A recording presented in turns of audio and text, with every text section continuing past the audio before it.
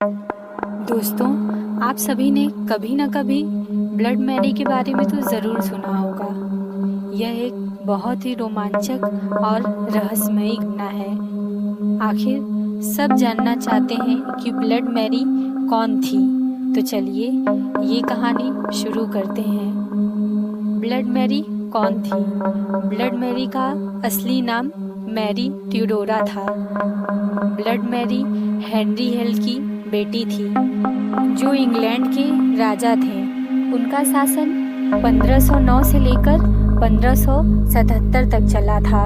Henry hello की दो बेटियां थीं, एक का नाम एलिजाबेल और दूसरी का नाम मैरी था।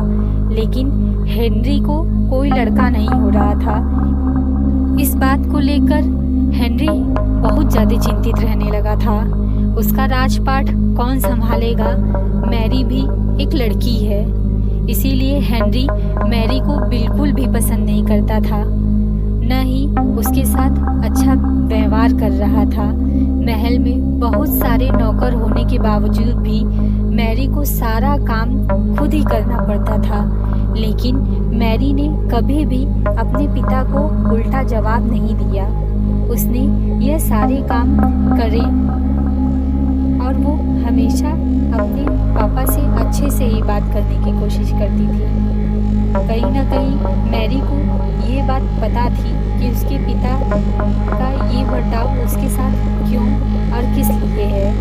उसके पिता इंग्लैंड के सबसे शक्तिशाली आदमी थे। ये भी बात मैरी को बहुत अच्छे तरीके से पता थी। दोस्तों, ब्लड मैरी समय के साथ इतनी क्रूर क्यों हो गई, चलिए ये भी जानते हैं। ब्लड मैरी के पिता, जो मैरी को बिल्कुल भी पसंद नहीं करते थे, अपने साथ हो रहे भेदभाव पर मैरी ने कभी भी अपने पिता को कुछ भी नहीं कहा, क्योंकि मैरी को इंग्लैंड पर राज करना था। वो बहुत चालाक थी। उसने अपने सारे रिश्तेदार के बच्चों को मरवा दिया, खासकर जो लड़के थे, ताकि उसके पिता उन्हें किसी को राजा न बना दें। एक दिन हेनरी हेल की मौत हो जाती है। मैरी जो सबसे बड़ी लड़की थी, इसीलिए कुछ दिन बाद मैरी को इंग्लैंड की रानी बना दिया जाता है। मैरी एक निर्मल रानी थी, जो अपनी हर बात प्रजा से मनवाना चाहती थी। अगर कोई उसकी बात मानने से इनकार कर देता तो उसे पूरी प्रजा के सामने सजा देती। अपनी बात न मानने के लिए उन्हें जिंदा तक से जला देती थी, और उनको वो जलाती नहीं थी, उनके पूरे शरीर को काट कर उसके खून को एक बर्तन में इकट्ठा कर देती, फिर उसी खून से नहाती थी। खून से नहाने का कारण यह था कि उसको लगता था कि ऐसा करने से वो लंबे समय तक जवान रह सकती है। इसी कारण लोग उसे निर्दयी मानते थे। चलिए अब जानते हैं आखिर ब्लड मैरी की मौत कैसे होती है। ब्लड मैरी की शादी हो गई। शादी होने के बाद ब्लड मैरी गर्भवती हो गई। यह खबर पूरे इंग्लैंड में फैल गई। यह खबर सुनकर प्रजा बहुत खुश हुई। सभी को यह लगने लगा रानी अभी थोड़ी शांत हो जाएगी, लोगों पर हो रहे अत्याचार भी शायद थोड़े कम हो जाएंगे। एक दिन मैरी को बहुत तेज पेट में दर्द हुआ। मतलब उस दिन मैरी को बच्चा पैदा होने वाला था, लेकिन उस दिन मैरी को तो बच्चा पैदा ही नहीं हुआ। मैरी का पेट तो फूला हुआ था, तो बच्चा क्यों नहीं हुआ? इस घटना से सभी हैरान हो गए। कुछ महीनों बाद मैरी का पेट पहले जैसा सामान्य हो जाता है। उस समय की ओझा बताती है कि इतने दिन से मैरी के गर्भ में बच्चा नहीं बल्कि एक भूत पल रहा था। उसके बाद मैरी बहुत ज़्यादा दुखी रहने लगी और साथ ही साथ बहुत ज़्यादा बीमार रहने लगी।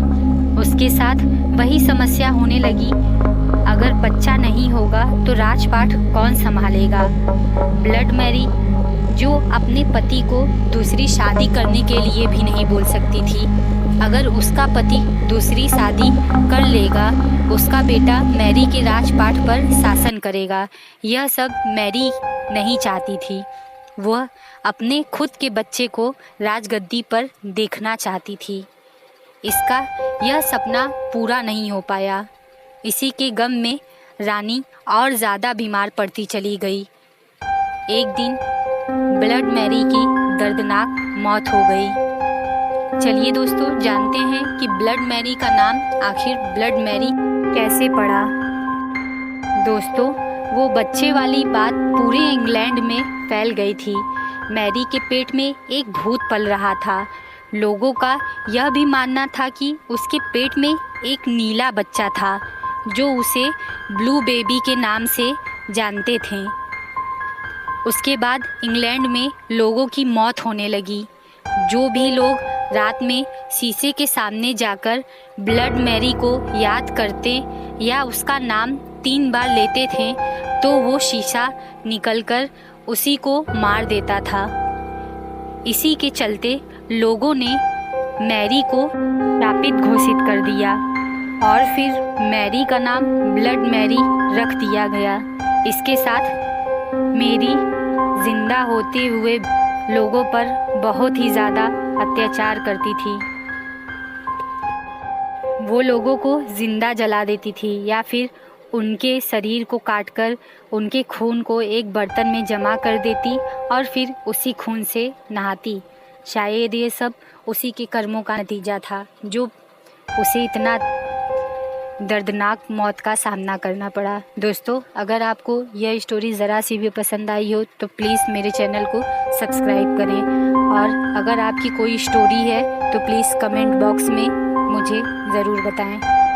आपकी स्टोरी को अपने चैनल के माध्यम से हम ज़रूर लोगों तक पहुंचाएंगे। धन्यवाद।